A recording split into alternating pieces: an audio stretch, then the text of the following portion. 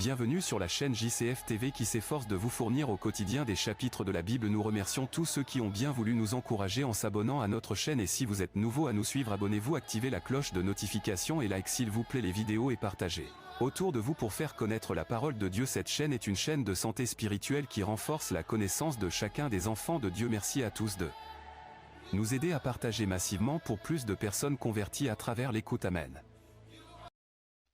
Le livre des Juges, chapitre 12.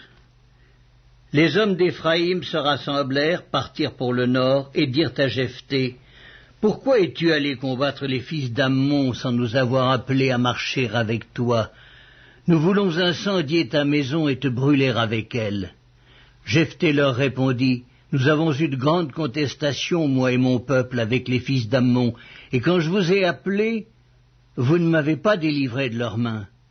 Voyant que tu ne venais pas à mon secours, j'ai exposé ma vie et j'ai marché contre les fils d'Ammon.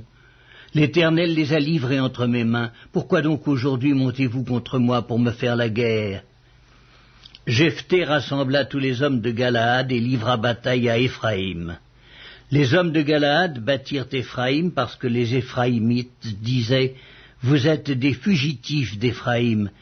Galaad est au milieu d'Éphraïm, au milieu de Manassé. » Galaad s'empara des gués du Jourdain du côté d'Éphraïm, et quand l'un des fuyards d'Éphraïm disait « Laissez-moi passer », les hommes de Galaad lui demandaient « Es-tu Éphraïmite » Il répondait « Non ». Il lui disait alors « Eh bien, dis Shibboleth ». Et il disait « Sibboleth », car il ne pouvait pas bien prononcer, sur quoi les hommes de Galaad le saisissaient et l'égorgeaient près des gués du Jourdain. Il périt en ce temps-là 42 000 hommes d'Éphraïm.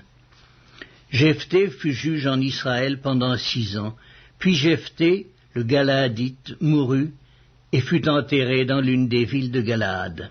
Après lui, Ibtsan de Bethléem fut juge en Israël. Il eut 30 fils, il maria 30 filles au dehors, et il fit venir pour ses fils 30 filles du dehors. Il fut juge en Israël pendant 7 ans.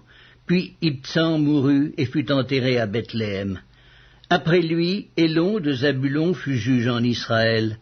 Il fut juge en Israël pendant 10 ans. Puis Élon de Zabulon mourut et fut enterré à Ajalon, dans le pays de Zabulon. Après lui, Abdon, fils de Hillel, le Piratonite, fut juge en Israël. Il eut 40 fils et 30 petits-fils qui montaient sur 70 ânons. Il fut juge en Israël pendant 8 ans, puis Abdon, fils d'Hillel, le Piratonite, mourut et fut enterré à Piraton, dans le pays d'Éphraïm, sur la montagne des Amalécites.